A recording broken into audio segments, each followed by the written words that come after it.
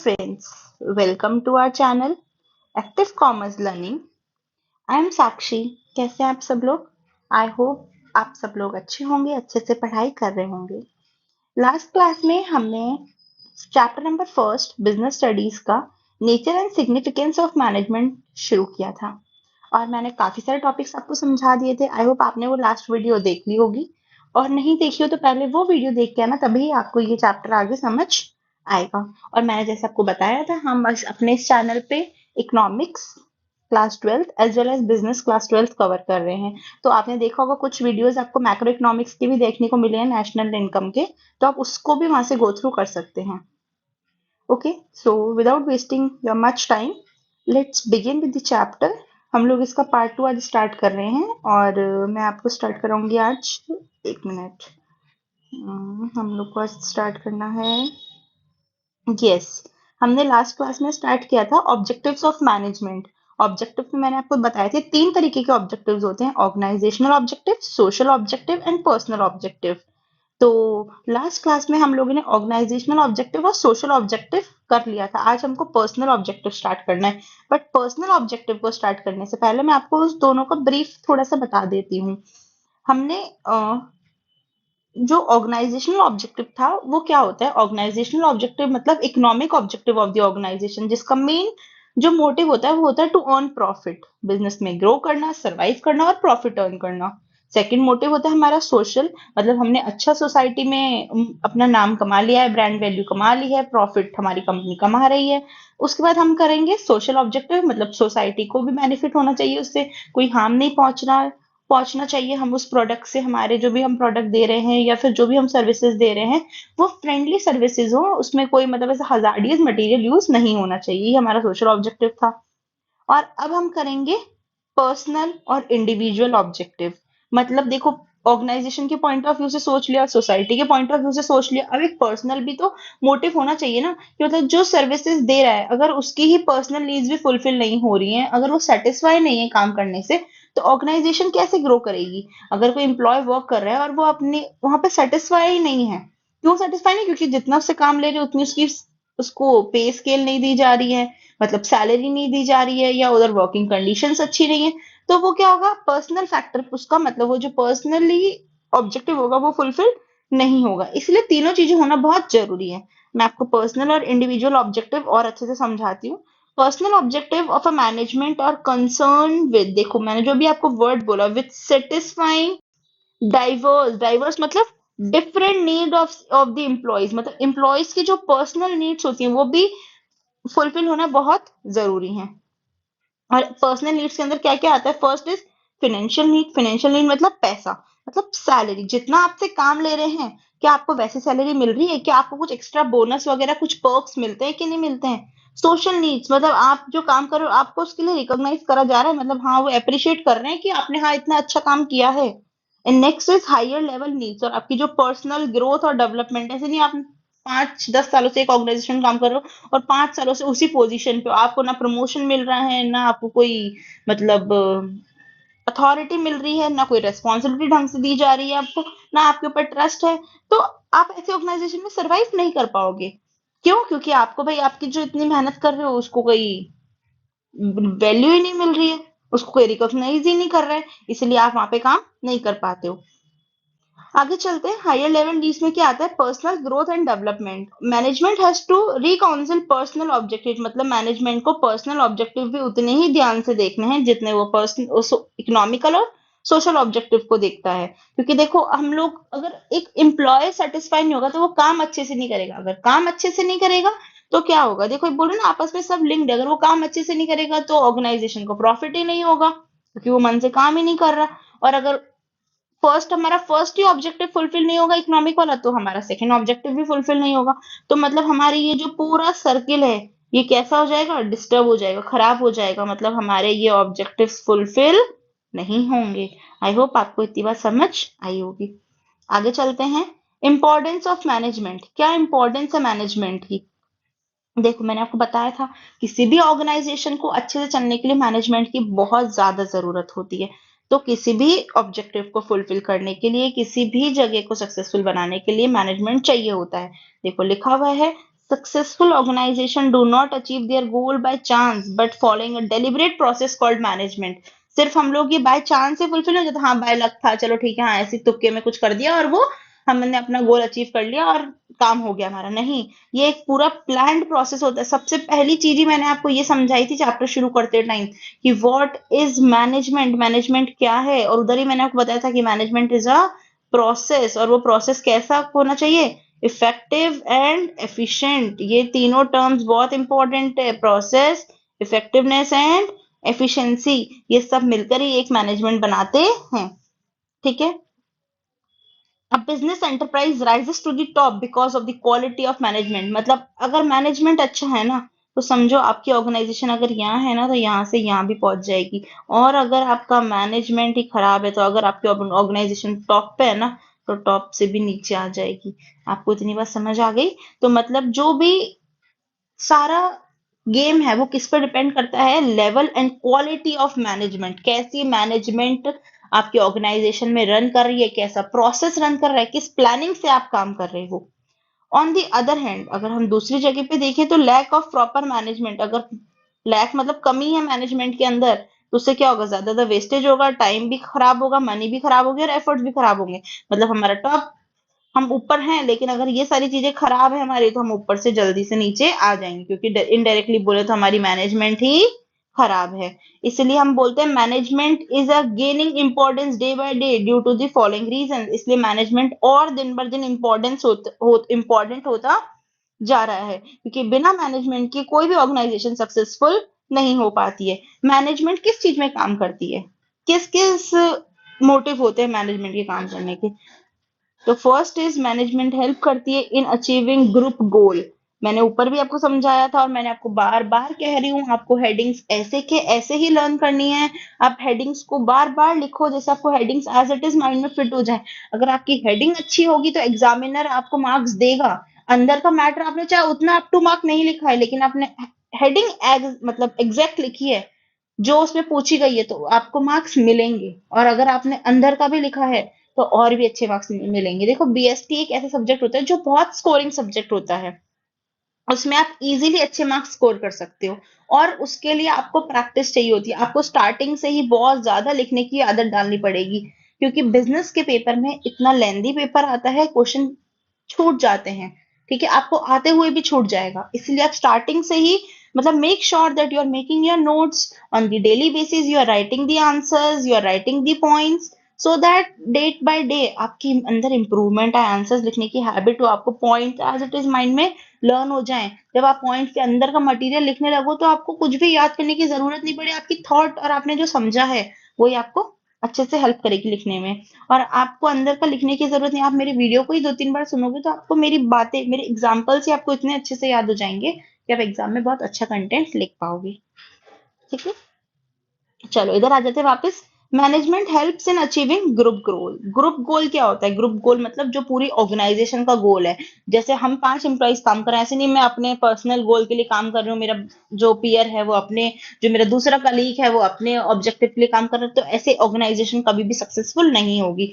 जब हम सबको एक ही गोल पकड़ाया है कि भाई तुम्हें ये सेल है, इस सेल को 20% को 50% पे ले जाना है, ये तुम्हारा ऑब्जेक्टिव है, तो हम सब अगर मिलके उस ऑब्जेक्टिव के लिए काम करेंगे, उस मोटिव के लिए काम करेंगे एक ग्रुप के अंदर, तो डेफिनेटली हम उस ऑब्जेक्टिव को अचीव कर पाएंगे। जैसे मैंने एग्जांपल भी दिया है यहाँ पे, to earn 20% return on investment, increasing sales 10%, management aim at achieving this goal by a common direction to the individual efforts। ठीक है, मतलब हमें बोला गया है कि आपको 20% रिटर्न ऑन इन्वेस्टमेंट बढ़ जाना चाहिए, जो भी हमने इन्वेस्ट किया है उस पर 20% रिटर्न हमको आना चाहिए, लेकिन हम सिर्फ सेल 10% ही बढ़ाएंगे।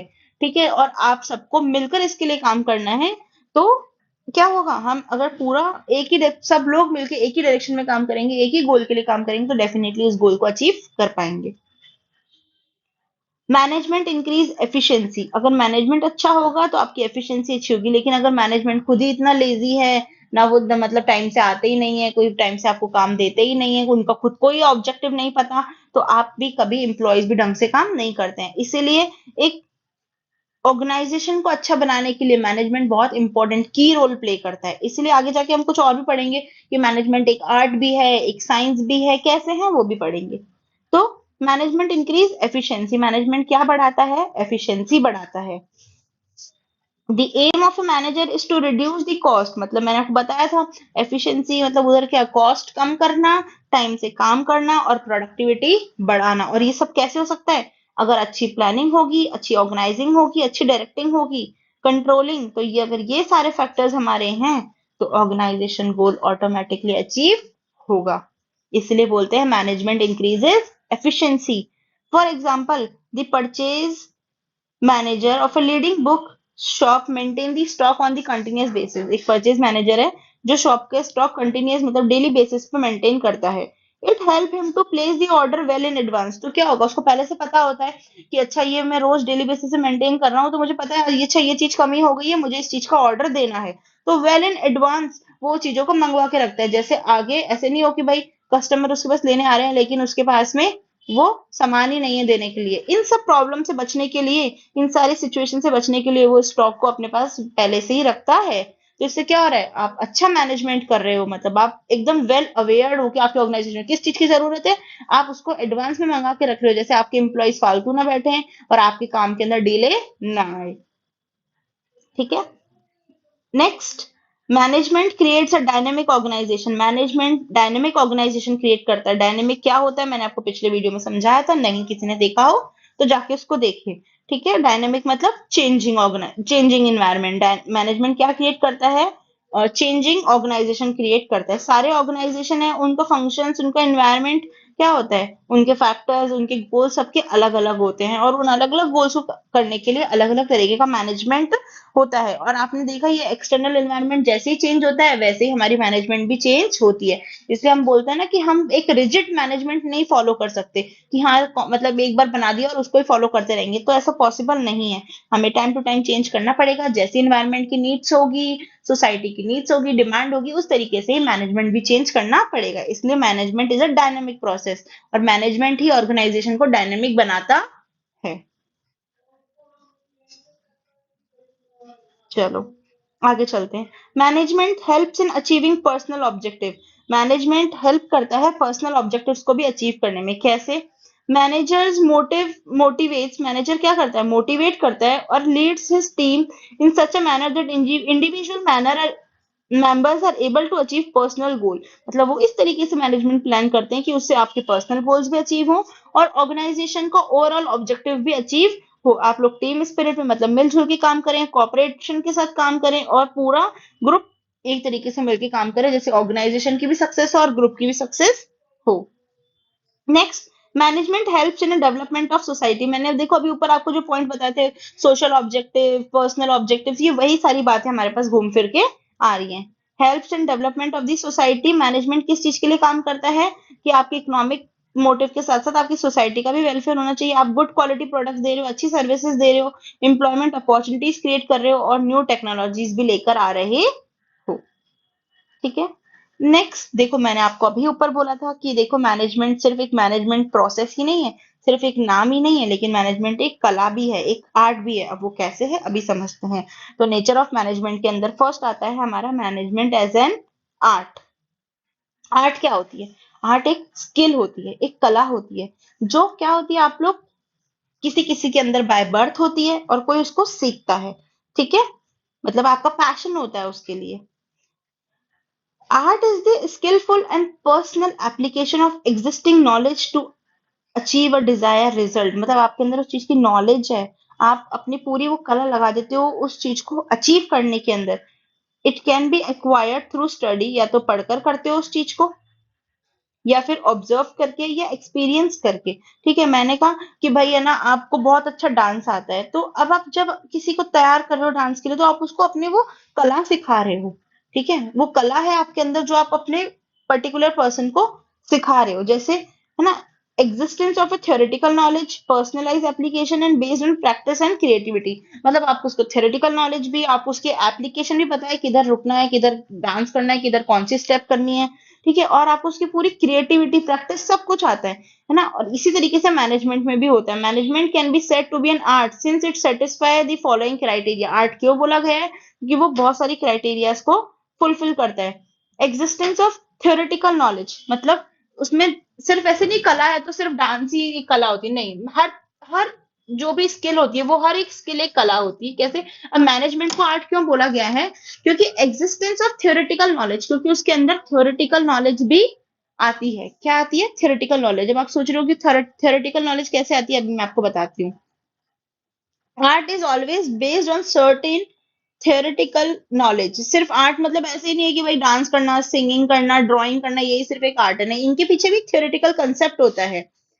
तो बेस्ड ऑन दिस नॉलेज, इस नॉलेज पे बेस्ड है, one can understand how a particular, इस नॉलेज के ऊपर आप एक समझ सकते हो कि किस तरीके से एक पर्टिकुलर काम होगा। Management is an art as a lot of literature and theories are available in various areas of management. और इसी मतलब मैनेजमेंट के एरियाज में भी आपको बहुत सारी लिटरेचर, नॉलेज, थ्योरीज अवेलेबल हैं। अब ये तो हमारे थ्योरेटिकल बात हो गई। अब इसका पर्सनलाइज एप्लीकेशन, किस तरीके से इस जो नॉलेज आपके पास है किस तरीके से आप इसको अप्लाई करोगे। A manager applies this acquired knowledge in personalized and skillful manner in the light and realities of the given situation। मतलब रियल सिचुएशंस, रियल लाइफ में आप देखोगे कि इधर कैसी एप्लीकेबिलिटी होती है, किस ऑर्गेनाइजेशन को किस तरीके के मैनेजमेंट की जरूरत है, उधर किस तरीके के मैनेजमेंट को हम अप्लाई कर सकते हैं। और ये सब आपको कैसे आएगा? Bye practice, bye experience, by observation. या आप मतलब कहीं से सीख ऐसे नहीं सीख सकते, किताब से पढ़ के आपने एप्लीकेबिलिटी सीख ली, नहीं। आप बुक से पढ़ के नॉलेज ले सकते हो, लेकिन एप्लीकेबिलिटी आप रियल लाइफ एक्सपीरियंस से ही लेते हो। Next, based on practice and creativity, सबसे इंपॉर्टेंट चीज, कोई भी चीज आपको नहीं आएगी जब तक आप उसके अंदर प्रैक्टिस नहीं करोगे, अपना खुद का माइंड यूज नहीं करोगे, अपना क्रिएटिव माइंड यूज नहीं करोगे, आप उसकी प्रैक्टिस नहीं करोगे और कंसिस्टेंसी नहीं रखोगे। तो आर्ट क्यों है? Involve the creativity, practice of existing theoretical knowledge. Application होगा किसका? थ्योरेटिकल नॉलेज, जो आपने थ्योरी सीखी, अब उसको आपने क्या किया? पर्सनलाइज, ऑब्जर्व किया, अब आप उसको क्या कर रहे हो? प्रैक्टिस कर रहे हो। और उसके अंदर और क्या चेंजेस ला सकते हो, और क्या क्रिएटिविटी ला सकते हो, उसको और अच्छा कैसे बना सकते हो अपनी इमेजिनेशन, अपनी इनोवेशन स्किल्स यूज करके। तो उसे इसलिए बोला जाता है कि मैनेजमेंट क्या है? एक आर्ट है, सिर्फ किताब से पढ़कर ही खत्म नहीं हो गई, अपने आप से ऑब्जर्व किया, लोगों को देखा, अलग अलग ऑर्गेनाइजेशन में ऑब्जर्व किया, रियल लाइफ में देखा, एक्सटर्नल इन्वायरमेंट से रिलेट किया, फिर उसकी प्रैक्टिस करी और उसमें अपना क्रिएटिव माइंड यूज किया। आई होप आपको इतना समझ आया है। अब हम थर्ड पार्ट में बाकी हमारा रिमेनिंग चैप्टर को कंप्लीट करेंगे, management as a science. Okay, तो अगर आपको कुछ भी चीज में डाउट हो तो आप मुझसे बिल्कुल अच्छे से कमेंट सेक्शन में पूछ सकते हो कि आपको कोई टॉपिक नहीं समझ में आया हो, या आपको किसी का और अच्छा एग्जाम्पल चाहिए हो, तो आप मुझे कमेंट में पूछिए, मैं आपका डाउट वहां पे क्लियर करूंगी। और अपने फ्रेंड्स के साथ ज्यादा से ज्यादा इस वीडियो को शेयर कीजिए, लाइक कीजिए एंड सब्सक्राइब कीजिए, जैसे और भी बच्चों को पता चले और हम आपके लिए और अच्छा कंटेंट लाने की कोशिश करेंगे। मैं बिजनेस स्टडीज में आपको चैप्टर फिनिश कराने के बाद केस स्टडीज करवाऊंगी, इन बिटवीन फिलअप्स जो एमसीक्यूज जो अब आने लगे हैं, मैं आपको उसकी भी प्रैक्टिस कराऊंगी। बस आप अपने फ्रेंड्स के साथ इस वीडियो को शेयर कीजिए। Thank you.